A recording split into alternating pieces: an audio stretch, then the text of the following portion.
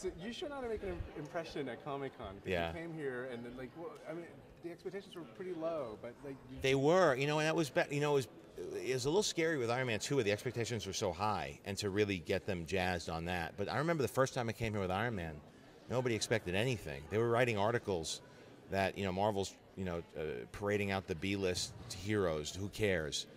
And then when we showed footage, this crowd, those 5,000, 6,000 people in Hall H, became believers, and they, that was even before Twitter and before like Facebook was popular. They were blogging, they were putting on websites, and the word got out.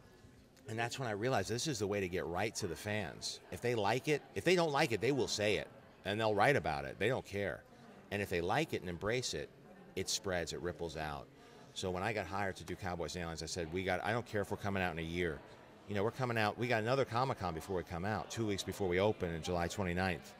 I said, this year we got to bring more than they expect. The trick with Comic-Con, I think, is always over-deliver. Because I've been involved with panels that are boring, where people are just sitting up there answering questions like they're on a talk show.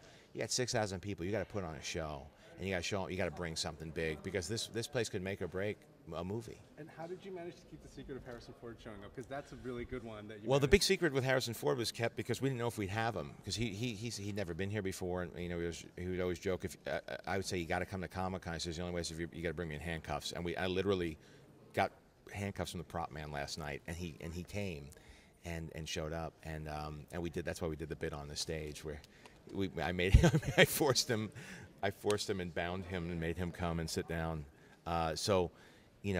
But hopefully he had a great time, because there was such an outpouring of affection for him. They seemed to really enjoy the footage, and certainly the minute he hit the screen, they screamed.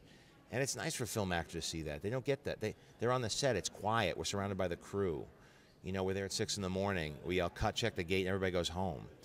But here he got to see what the fans think of him and the people who grew up with him. So it was wonderful. When you hear a film called Cowboys and Aliens is coming out, you're not quite sure what kind of movie, but this is a straight-on, like, Western, and with elements. It just so happens to have some like science fiction. Yeah, we really want to play the Western genre right down the middle. We were influenced a lot by John Ford, by Sergio Leone. I love the work that Clint Eastwood has done. Unforgiven is great. Just classic. Just pay attention to the rhythms and the archetypes of the classic Western. Typically, if you did that, you wouldn't. A lot of those films haven't been commercially successful, but even great movies, it doesn't seem to have that kind of audience. But when you introduce the whole alien element, and if you play that down the middle and mix those two together, now you got something that you could open up in the summer. And especially with the cast that we have, it really becomes something interesting and different in a genre that you don't get to play in on a movie of this size usually. I look forward to seeing the rest of it. Thank you very much.